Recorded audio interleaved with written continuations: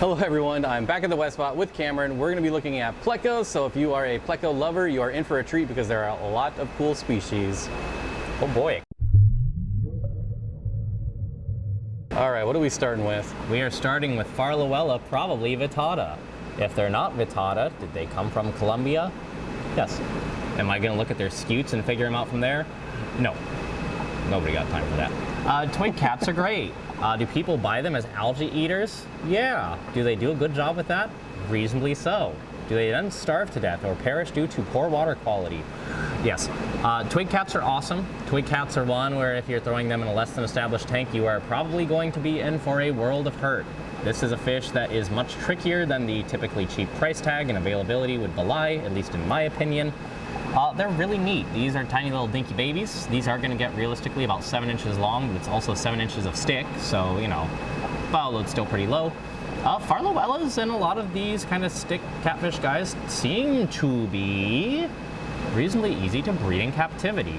Of course, I've mentioned, oh, they're touchy, oh, they do this and that. Well, how do we get around that? Throwing, you know, algae wafers in there might not always be the best. Growing up, I would always just make sure there was a lot of biofilm. I'd leave my lights on longer. I did the old put rocks in a bucket outside and let them grow algae trick. Or if it's cold, you can always do it with a light, even just a straight like shop light over a bucket with rocks on it to provide them. I even did the paint the egg yolk onto a piece of wood and let it dry for these guys. Sometimes they will take prepared food. Sometimes they are a little bit trickier to get onto that. So just make sure to give them plenty of space in terms of tank size in case they don't love eating whatever you want them to. Biggest thing I found for succeeding with these guys is keep them clean. If they look a little upset, just do a water change. They'll be fine. Everyone loves a water change. It'll really perk them up just because they do seem to be sensitive to that buildup of waste. But fortunately, these guys are eating with aplomb. Good job, guys. Great fish. Just a little bit tricky to speciate and sometimes a little bit tricky to keep, but otherwise a really wonderful catfish and one that you don't necessarily have to keep in big groups or spend $100 or more on to get going. Really nice fish, even if it's not a pleco per se, even if it is a loricariid. All right, what's next on the list? Oh, I see them. There they are. The fabled L183, the blue seam bushy nose or ancestris or bristle nose or whatever you want to call them. This fish, unfortunately, will lose a lot of that really starry night pattern as it ages. Oh no! Will they typically keep that really nice edge to the tail and dorsal? Yes, it does fade a little bit, and there's a lot of confusion in terms of the starlight ancestris or true dolichopteris or L181 and all this, that, and the other. I have these at home. They're okay. I'm not going to dive into all the confusion with that.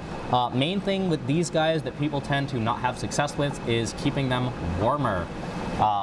Most of the plecos that we see, the quote-unquote fancy ones that sometimes cost you a little bit more, will naturally occur often in areas that are hot. And I'm not saying, oh, keep them at 79 degrees. No, no, no. We're talking above 80s, 82, maybe not necessarily 86, although a lot of the guys that we're going to cover would certainly appreciate that and sometimes can be the difference between success and failure. But I feel like a lot of people get these, they try to spawn them because they're attractive. There is quite a demand for these fish. These are wild caught. They're not the easiest to breed, so I think that the main difficulty for a lot of folks is, one, they come in small and they don't feed them enough, and two, they're not warm enough. And it looks like we have a little bit of a territorial dispute right here. Also, I'll just come out and say it as somebody who's worked retail as well as fish sales. If you want to breed these, don't just buy two. You tell me what sexes those are right now, man. It's tough. I'm doing my best out here, but people really want to spawn these and oftentimes don't get a large enough group. And I know from personal experience, if you only get two, you got to get real lucky. Just like some people don't fall in love with the first person that enters the elevator with them. So if that's your goal, do yourself a favor, get several because they're really pretty and otherwise easy to take care of anyway. Great fish, will eat some algae, very, very pretty. Only other thing I have to say is my adults at home seem to be a little bit shy. All right, next up, what do we got? Oh boy, so we have another common pleco that a lot of people seem to not have as good a luck with, which is unfortunate because they're really cool. These are decent algae eaters. These are Chaetostoma. These are mostly L444. They always come assorted. There's probably a couple different species in here, as there always are. Sometimes you'll see them labeled as Chaetostoma formose or Joropo or all sorts of other stuff. Speciating these is also tricky without knowing location data, like we certainly don't, and unfortunately cannot regularly get, as well as without counting a whole bunch of fun little meuristics on fish that aren't that big. Why rubber lips are cool and why I've really come around on them is really interesting patterns, really interesting behavior. Again, reasonably decent algae eater, but I think a lot of where people do struggle with these is they come from faster flowing mountainous environments, cooler. I'm going to generalize and say that a lot of them come from areas of the Rio Meta or some of its effluents, and if that's not quite correct, again, feel free to gotcha me, where it's fast flowing and it's cooler, so more like Hillstream Loach-esque. These aren't going to love a discus tank, and they're certainly not going to love a grodier than usual tank.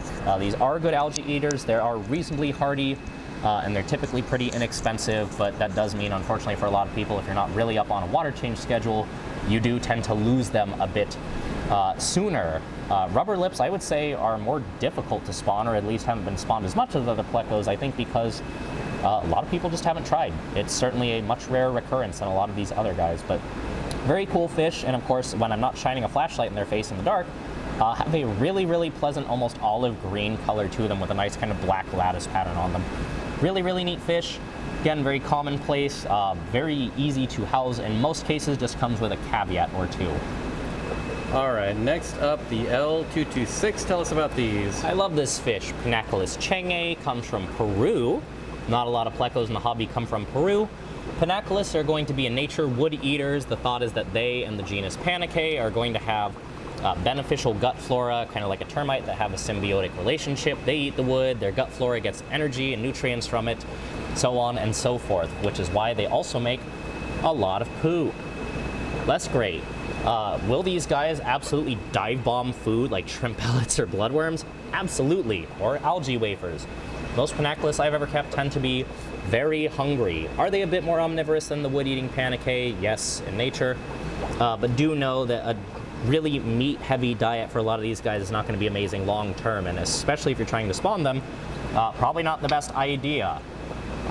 Essentially the fish equivalent of a steak all the time. Great for growing maybe, but not great for other stuff. But these in particular I really like because they just have that really nice tiger pattern. They are a bit more bold. I know that's easy for me to say as I lift up the log to show them off, but they do get this really nice orange pattern as they settle in, and when they're not on this bare tank bottom that's kind of tan. I really like these guys a lot. In terms of fish that you're wanting to see, pleco-wise, it's really hard to go wrong with Pinaculus. They're going to be a lot less secretive than some of the, say, the hypans. I really like these guys. I think they're overlooked a lot just because they don't have the name brand cachet as some of, say, the Colombian or Brazilian plecos, but these are really nice fish. Very pretty. All right, what do we got here? We got some vampire plecos, L240. So called, and I'm not going to reach in there and bug them. They're busy. They have a little hook on the underside of their jaw and the fleshy part of the lip up top, which allows them to hone in and grab onto prey that might be dead, like carrion, or some nice, delicious, larger piece of meat without it getting blown away. Vampires are pretty laid back. Larger Leporicanthicus can be a little bit feistier, but we're talking like as they slowly grow to closer to like 7 or so inches. A lot of people don't work with these breeding wise because they get larger, because they get a little bit more aggressive, but these are very, very cool fish. It's really hard to dislike the vampires given their ease of feeding, and realistically they're really easy to care for. Main thing is just going to be feed them a lot of food, make sure the food is meaty. Are these going to eat any algae? No. Are they a little bit more secretive and spend more times in caves? Honestly, yes, but a very, very cool fish, and of course the contrast really fills out as they age, so it'll be like this velvety black with some nice egg white spots on them. I've kept vampires several times over the years and always really enjoyed them. It's the convenience of a pleco that you can sometimes throw shrimp pellets at. All right, your absolute favorite pleco, the Clown Pleco. I'm so excited for Pinaculus machus, L104. These come from Colombia. As you can see, there's I'll perk up a little bit, sorry. There is quite a bit of variety in the pattern, especially on younger specimens. You'll get a really nice contrast where this is a bright yellow. As they age and they don't get too, whoopsie, terribly much larger than, say, like that guy, they do tend to brown out a little bit, I'm not gonna lie. Clown plecos are kind of an industry standard for a reason. They will eat some algae, even though they're a Pinaculus, hence why people really like to get them for small tanks as a solitary pleco. They are nigh unkillable. I have seen plenty of these guys metaphorically go through war zones and still come out. Maybe not fresh as roses, but fresh as some couple-day-old roses. And just so hardy, they don't care. Clown Plecos have been spawned mostly not a few times in captivity, again, due to the fact that these are cheap, they're readily available. Are they a very good fish? Yes, and if you're scared to get any of the quote-unquote fancier plecos, but certainly don't want an ancistrus, you could do well to try a Clown Pleco. Will they still produce a lot of waste? Honestly, yeah. Are they still nominally wood eaters? Yeah. But they'll eat just about everything, including... I've never fed them wet cardboard, but it's probably on the menu if I toss some in there. It's, again, the easier step. Or, if you're an experienced keeper, want to try something that not a lot of people have for some reasons, try Clown Plecos. Why not? Probably the hardiest pleco I've ever kept. Okay, so when I talk about shyness in plecos, there's certainly degrees as a catfish guy. There's like, aha! Also, credit to these guys, they're small right now. That's like, they're not going to come out as much when they're small. That just doesn't make sense. Green Phantoms. One of the most popular plecos, fairly readily available, very pretty in all stages of life. These guys do tend to get a little bit kind of bluer as they age.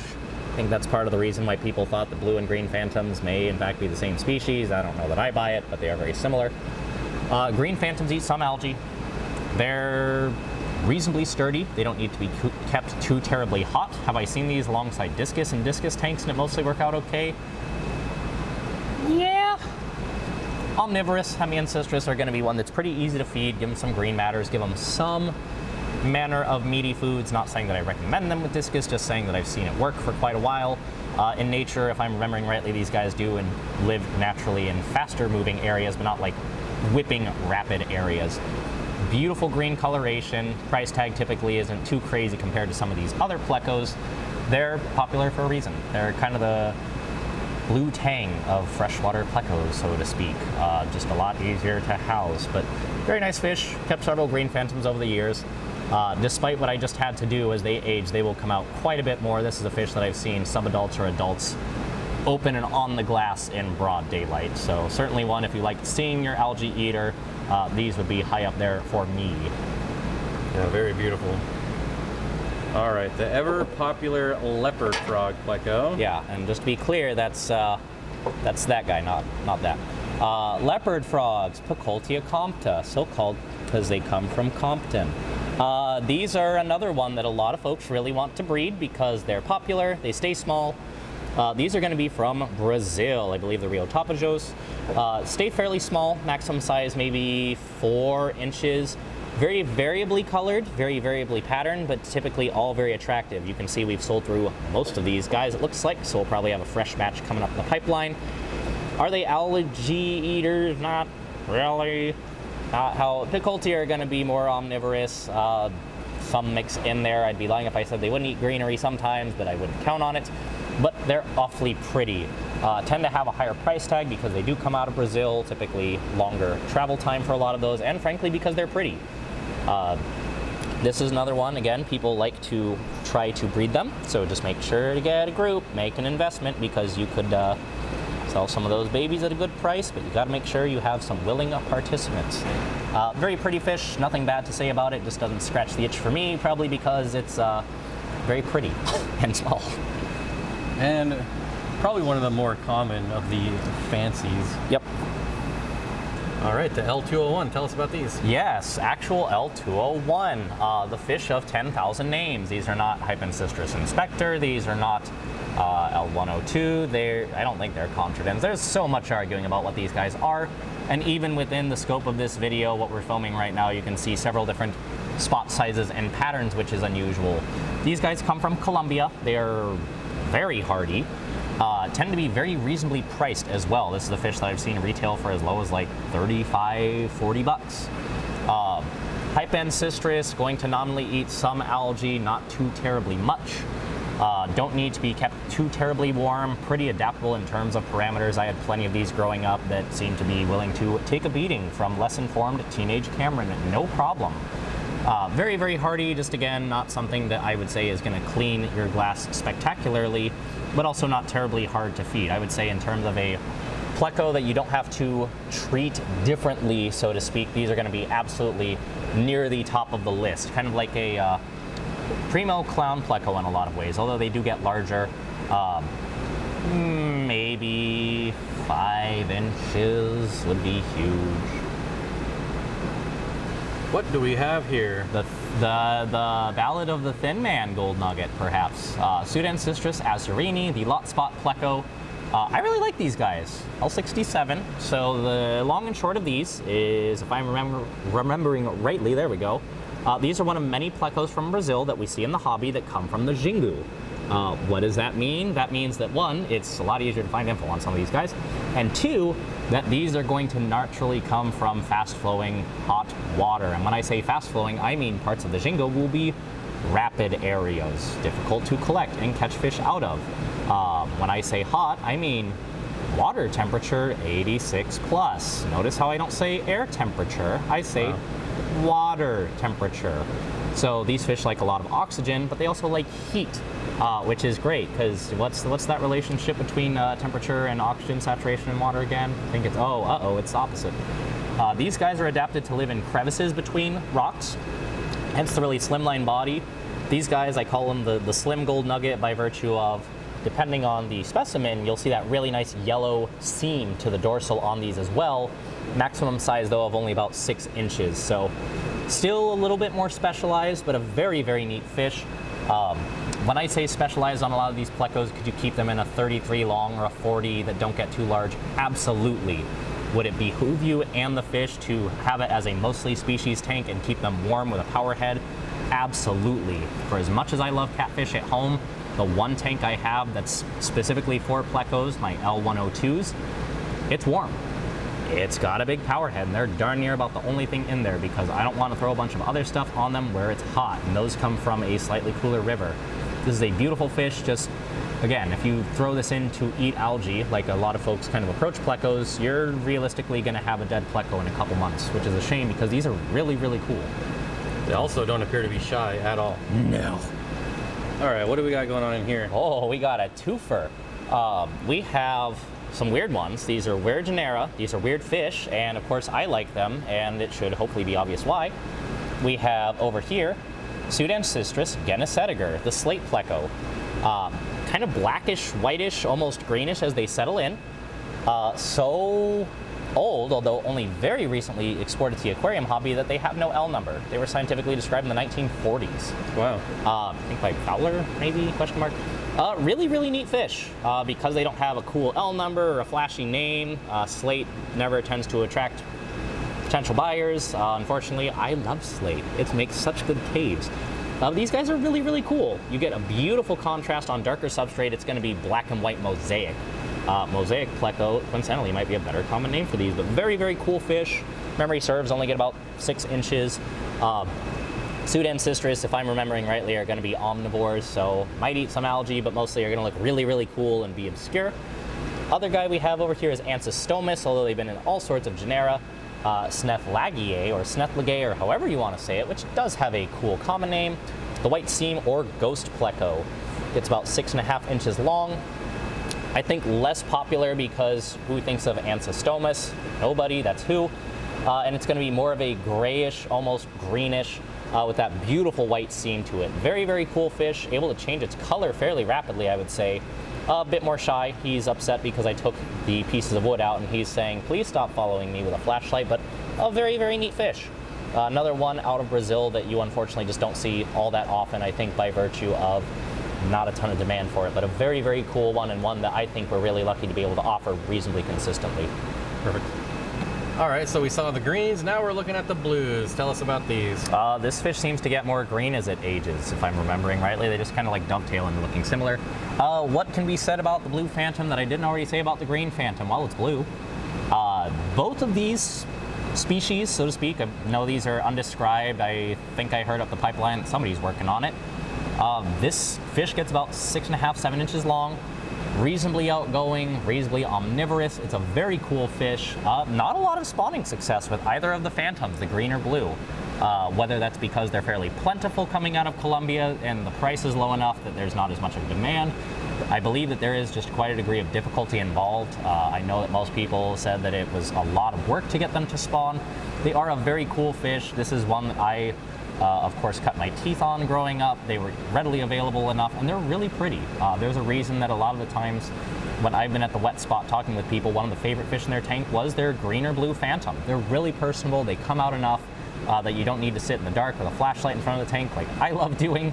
But they're really cool fish. Just because they're a bit more commonplace or not quite as obscure as some of these other guys doesn't mean that they're not a really cool fish as well.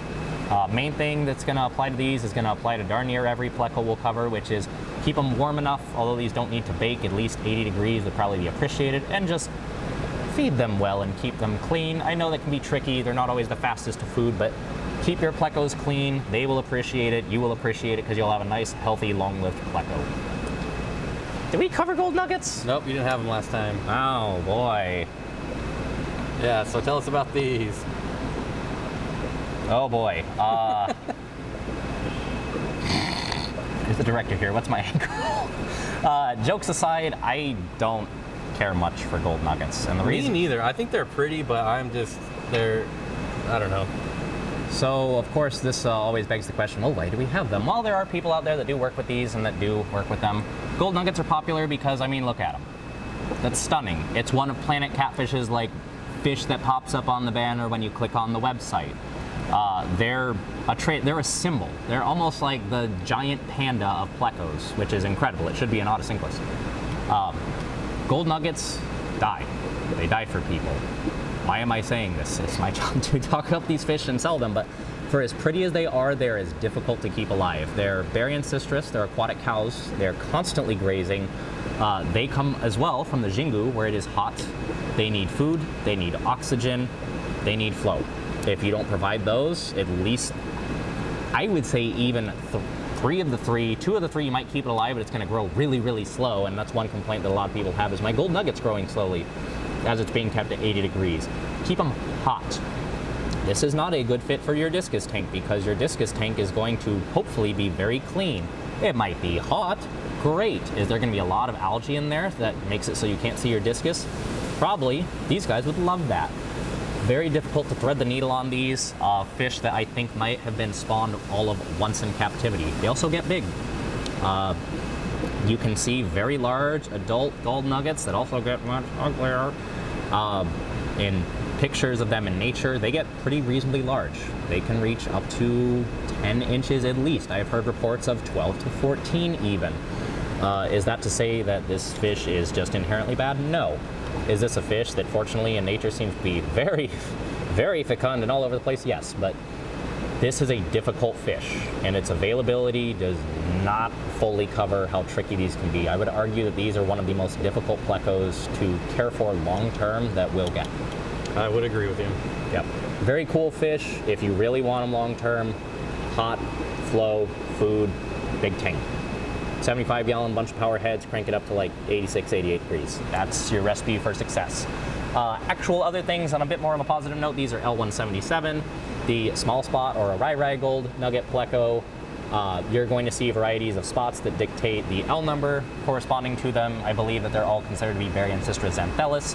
There's these, the classic 18s with the big spots, and the 81s, which are the Stardust, which have significantly smaller spots.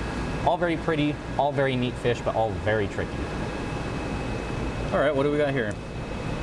The way easier gold nugget. So we have Scoben ancistris, Periolispos, the golden cloud pleco, also known as L48. If I'm remembering rightly, also comes from the Rio Xingu, and its friend Ancistomus feldbergae, the big spot pleco. Both of these are wildly underlooked. So the golden cloud pleco is a great fish, does get a little bit larger, can reach up to 11 inches, does prefer it to be hot, does prefer it to have flow, does like it clean, but they're really cool in that what you're seeing here may not impress you, and as they grow, they get really long, really slim, and the contrast really intensifies. So you have almost like this spear of black and yellow. It's really, really pretty. It's a goldy pleco without anywhere near as high of a price tag. Unfortunately, doesn't have some of the red that a goldie would, but also seems to be much easier to keep alive. And if I'm remembering rightly, this genus also eats snails, so added bonus for you there. Oh, that's cool. Yeah. Ancistomus feldbergae, I love. This is a very underrated fish because you look at it and it's like, oh, great, it's brown. Of course, Cameron loves it. As that ages, gets about 5-6 inches long. One, it'll eat some algae, and two, gets really, really orange. Kind of a stout fish, really, really cool. One that, again, not a lot of people have looked at. or worked with just by virtue of there's so many other offerings from similar regions for plecos, but it's a really beautiful fish. You just have to be a little patient. Once it settles in, it already starts showing that really nice leopard pattern. Really could do yourself a huge favor and snag one of those Feldbrigge. I love that fish. All right, what do we got here? Tactical espionage. This is L199 Hypencystus furunculus, the yellow zebra, or as I prefer it, because furunculus means mask, the bandit pleco. These guys are obscenely easy to keep. These come from Colombia. A lot of the Colombian plecos don't seem to need it as hot as the Brazilian ones, tend to be a lot easier on the wallet, fortunately. It's a lot easier to get fish out of Colombia.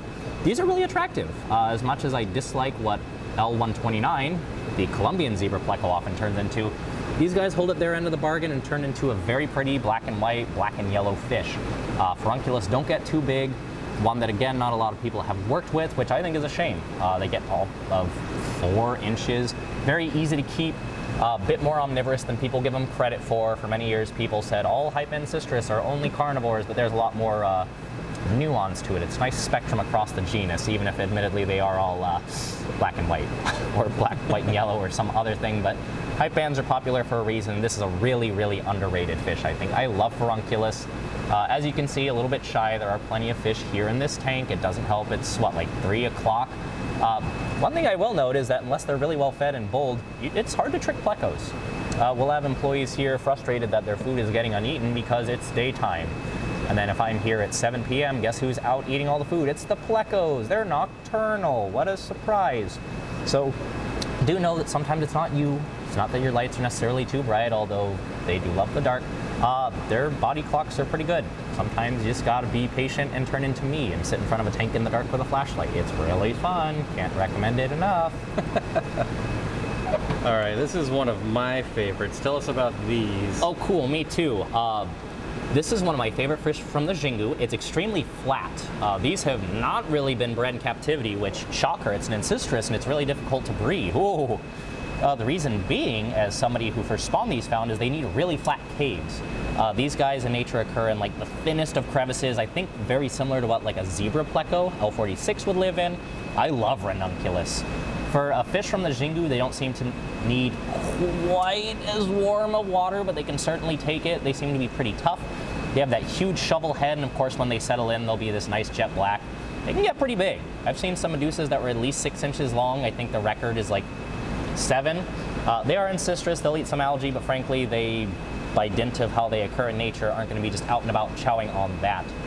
Much more of a fish where you would want to keep them warm, keep them with some flow, and then take care of them from there. But I do love the medusas. I keep meaning to get around to keeping these guys. I've kept a couple other very similar fish from similar habitats, but never pulled the trigger on L34. I love these guys. I think it's an awesome fish, and it's just what doesn't spark joy in me with a typical ancestris. These guys just have that freakish, just giant triangle head that I think is so cool. Such a neat fish. Really happy we have these. Really grateful that we can get these consistently. It's an awesome, awesome pleco. All right, red lizard whiptail cats. Tell us about these. They're very pretty. Credit to this fish. Oh boy, it's one of those camera disclaimers. These are probably a trade strain or possibly a hybrid, not a naturally occurring one between a few species of Rhinoloricaria. Fortunately, I seem to have completely missed a couple years ago, maybe a decade and a half ago, when these were absolutely a mystery as to what these were, and it's probably a couple species of this genus mixed together. Anyway, tangent aside, these seem to be getting a lot more popular for planted tanks or nano tanks, and for that I am very grateful, in that they're, I guess, sort of a pleco, so to speak. Loricariidae, although these are in Loricariinae. But they're neat. They're red, they get all of 4 inches long. They are difficult enough to breed that it's a challenge, but easy enough that people have done it. The main downsides, I would say, is, personally speaking, again, and additionally, sometimes they won't be as red. They get a lot more of that brown, but they are a very neat fish, typically readily available, not too expensive. And the one extremely good thing I can say is they don't care. Look at that. They are unfazed, just sitting there eating. It's a really good fish, and you know what? If people get more into plecos because they can shove one of these in a 20-gallon aquascape tank, because these certainly appear to be hardy enough to be fine with that, good. Good on them, good on this fish. They're really cool, and I do really love all the whiptail types. I've got several at home that I'm working with. These guys are good too. Awesome. All right, there you go. Some plecos that you all should check out. They're all very cool, and give them a shot. You won't regret it. Thank you, Cameron, for telling us about them. And again, code Steenfott10 at wetspot.tropicalfish.com for 10% off, and we'll see you in the next one.